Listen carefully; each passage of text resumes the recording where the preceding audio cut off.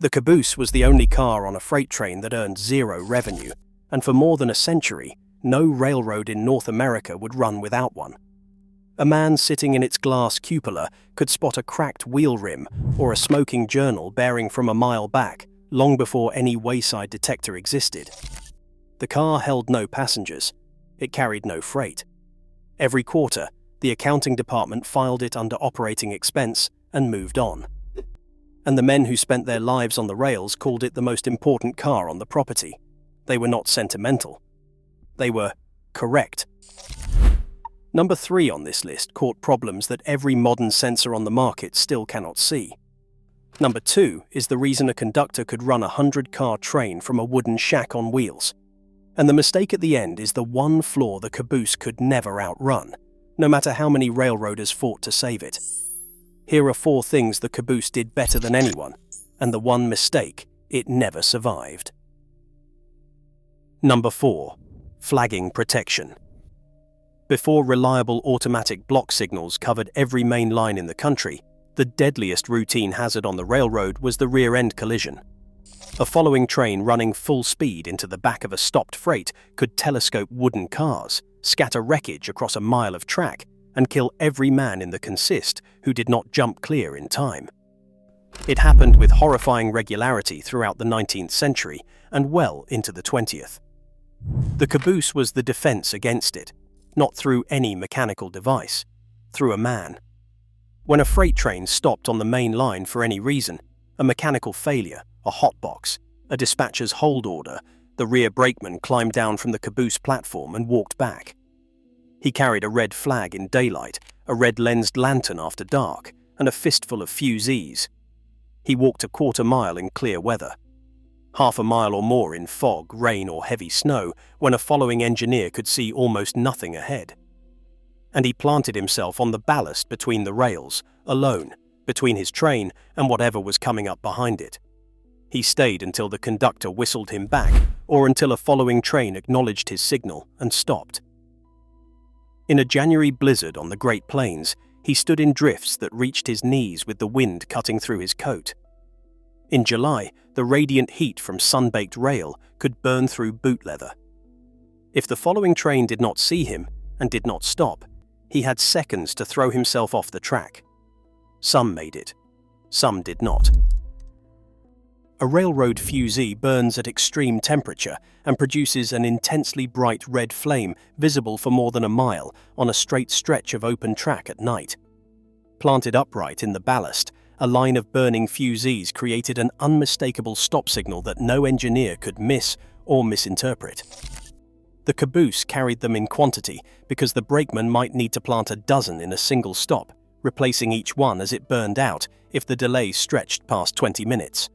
Torpedoes, small explosive charges clipped to the railhead, were the final layer. If a following train somehow missed the fusees, the torpedoes detonated under its leading wheels with a sharp report that no engineer could ignore. Every piece of this system lived in the Caboose. The man, the platform he stepped off of, the locker that held the flags and fusees and torpedoes. The car was designed around this function from its earliest days. It was not an afterthought. For more than a century, it was the only reliable protection the American railroad had against rear-end collisions in dark territory, on branch lines, and anywhere the signal system did not reach. The flagging protocol, performed thousands of times a day across the national railroad network, prevented a number of collisions that nobody ever tried to count because the railroads rarely measured what did not happen. But the men who walked back down those tracks in the dark knew the math. A manned Caboose with a trained rear brakeman was the difference between a stopped train and a disaster. Nothing that came after it could walk back and stand between two trains. The role was dangerous enough that rear brakemen consistently ranked among the most hazardous positions on the railroad, alongside head brakeman and switchman, in the injury records compiled by the Interstate Commerce Commission throughout the late 19th and early 20th centuries. Men were struck by trains they were trying to protect. Men froze on the ballast waiting for a whistle that came too late. Men lit fusees in high wind and burned their own hands. But the job worked, and every time it worked, a collision that would have killed crew members and destroyed equipment simply did not happen.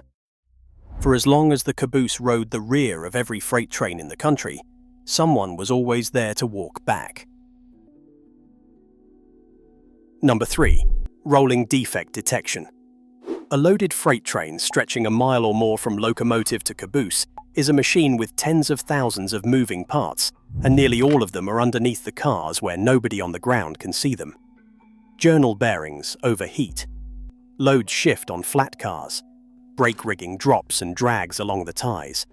A cracked wheel rim can hold together for 50 miles and then shatter without warning on a curve at speed, sending an entire train into the ditch.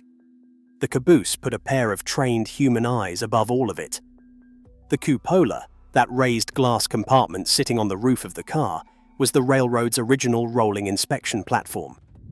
A brakeman or conductor sitting up there had a direct line of sight down both sides of the train on every curve. He scanned the consist for the first telltale wisp of blue-grey smoke from a journal bearing that was starting to run hot. That faint haze was the signature of a hot box, a plain bearing overheating inside its journal box, and a man in the cupola could see it long before the bearing seized, long before the axle snapped, long before the car left the rail and dragged 20 cars behind it into a pile-up that would block the main line for days and cost the railroad more than the caboose would earn in 100 years of service. But the man in the cupola did more than watch for hotboxes. He could spot a shifted load on a flat car before it fouled clearance on a bridge or a tunnel portal. He could see a dragging brake shoe throwing sparks into dry grass along the right-of-way, the kind of detail that started wildfires and burned towns in the timber country of the Pacific Northwest and the Mountain West. He could see an open boxcar door swinging free, a broken coupler knuckle hanging from its draft gear, a length of rail ahead that looked wrong in the morning light. He saw everything a pair of experienced eyes could register from a moving train. The bay window caboose, which began replacing the cupola design on a number of railroads in the 1950s and 1960s, moved the observation point down from the roof to track level. Extended window bays on each side of the car gave the crew a wide lateral view without requiring them to climb a steep ladder into a swaying cupola at the top of the car. The design also solved a clearance problem.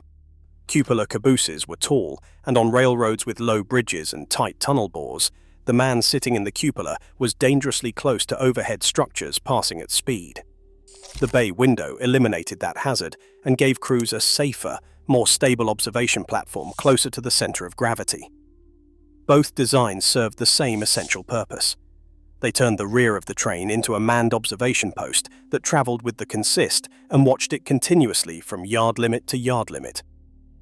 Wayside hotbox detectors began appearing along main lines in the 1960s, and by the 1980s, they covered the majority of Class 1 main tracks. They were effective.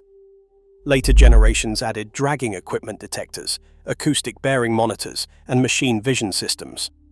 These technologies were reliable, they were consistent, and they never needed sleep or coffee.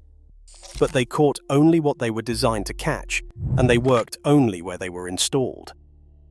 A man in a cupola or bay window caught everything. The shifted load, the open door, the cracked rail, the wildfire starting in the dry grass, the car that simply did not look right. The wayside detectors were specialists. The man in the caboose was a generalist with decades of experience reading a moving train the way a doctor reads a patient, and the railroad, whether it admitted it or not, needed both. For more than a century, that human observation post at the rear of the train was the most comprehensive defect detection system the railroad had. No detector array on the market replicates what a veteran trainman did from that glass perch, scanning a mile of moving freight with nothing but his eyes and 30 years of knowing what a healthy train looks like. The technology that replaced him does specific jobs well. What it does not do is look at the whole train and know that something is wrong before the instruments confirm it. That instinct rode in the caboose, and when the caboose left, it left with it. The economics of American railroading shifted fundamentally in the decades after the Second World War.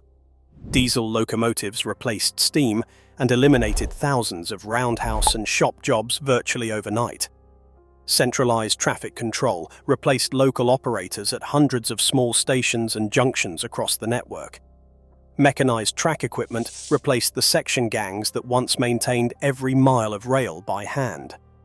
Mergers consolidated dozens of competing railroads into a handful of continental systems, and every merger brought another round of workforce reductions. Each of these changes pointed in the same direction: fewer people on the property, more automation, lower cost per ton-mile. This was not cruelty, it was survival.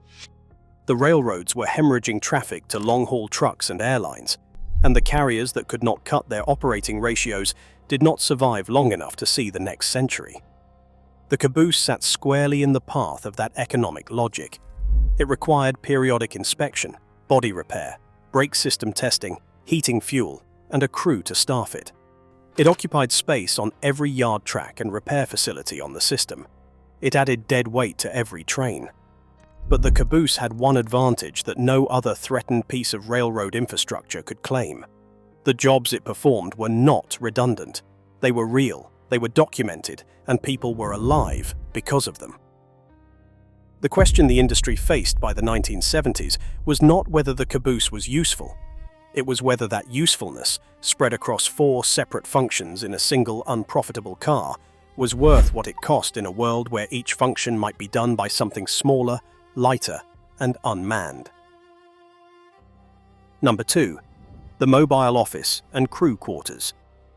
The conductor of a freight train was not simply the senior man on the crew.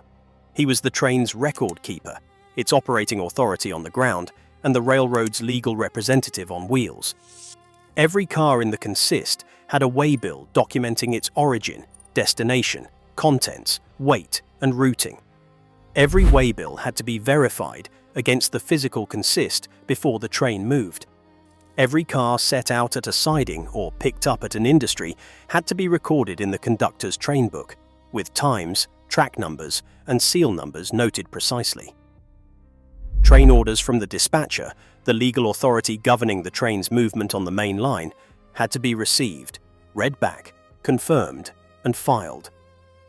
The conductor was personally responsible for understanding every order and making sure the engineer complied. A misread order, a missed restriction, a forgotten meet point with an opposing train could and did kill people. All of that work happened at a small fold-down desk bolted to the interior wall of the caboose, usually near a window for light and within reach of the stove for warmth. The conductor sat there with his train book, his waybills, his pencils, his pocket watch, and his rule book, and he administered a freight operation that might stretch a mile long and carry cargo worth more than most towns along the route would generate in a year. He ran the train, not the locomotive. The train. The engineer controlled speed and power. The conductor controlled everything else. Which cars went to which sidings, which industries to work, what sequence to do it in, which orders to acknowledge, when to stop, and when to proceed. The locomotive was the muscle of the train. The caboose was the brain. The caboose was also where the crew lived for the duration of the run. A freight run on a long division could last 12 hours or more, with no relief, no station stop, no break until the train reached the far end and the crew tied up.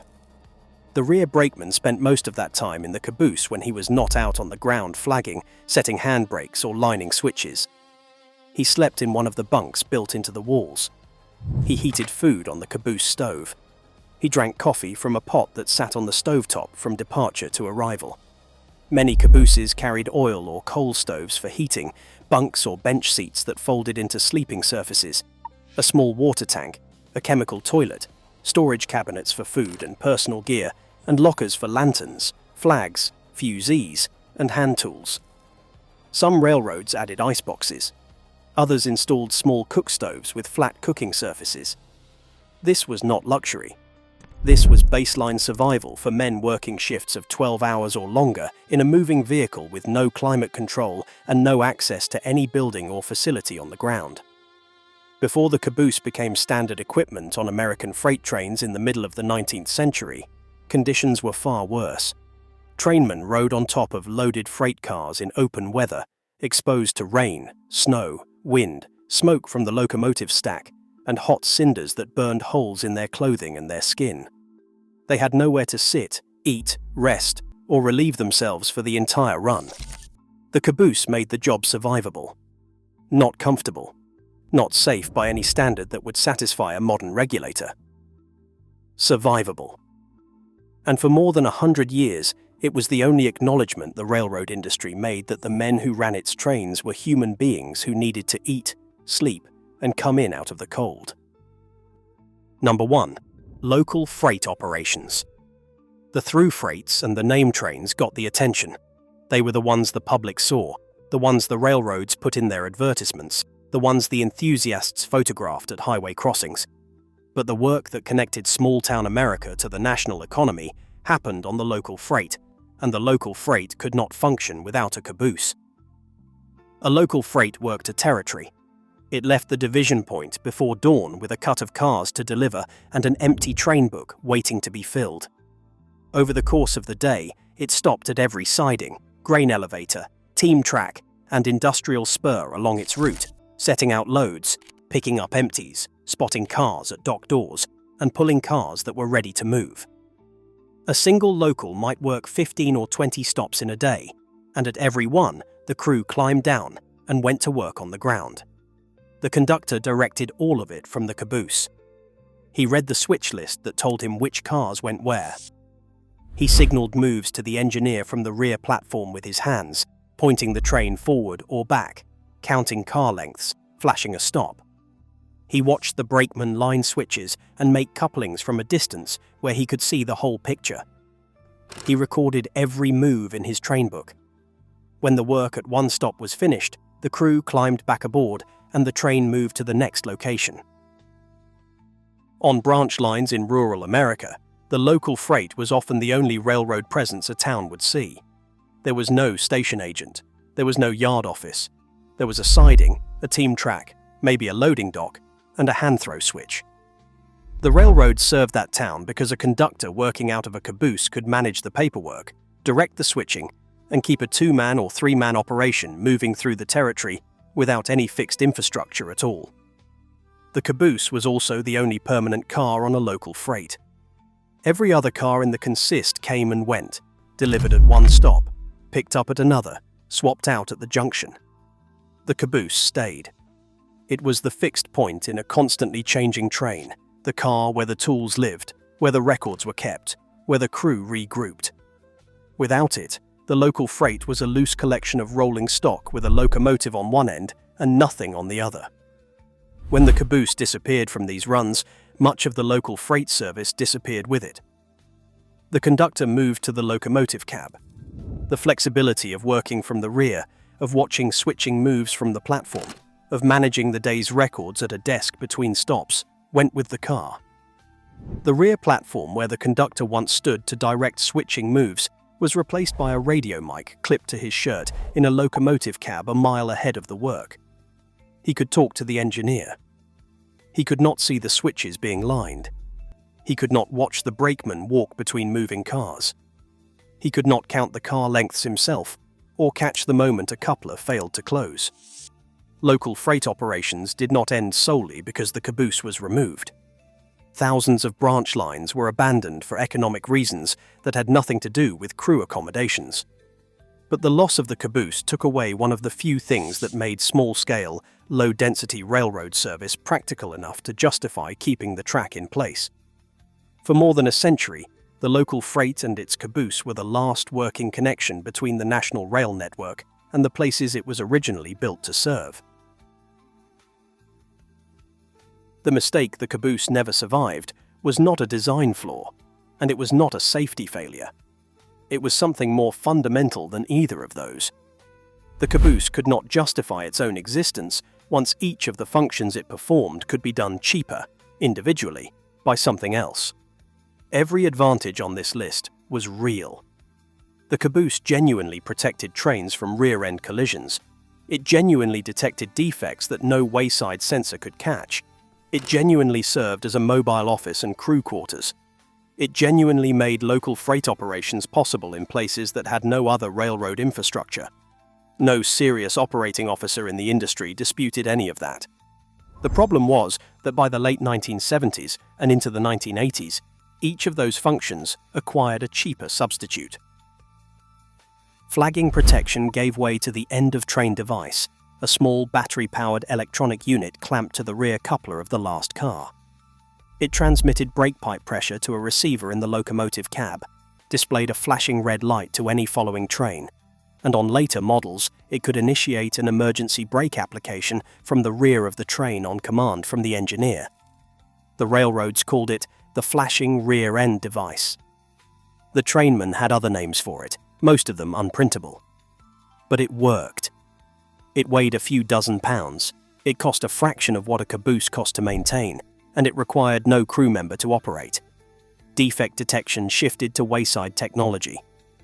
Hotbox detectors installed at intervals along the main line monitored every passing train for overheating bearings and transmitted alerts automatically. Dragging equipment detectors caught broken brake rigging and hanging air hoses. Acoustic bearing monitors listened for the sound signatures of failing roller bearings.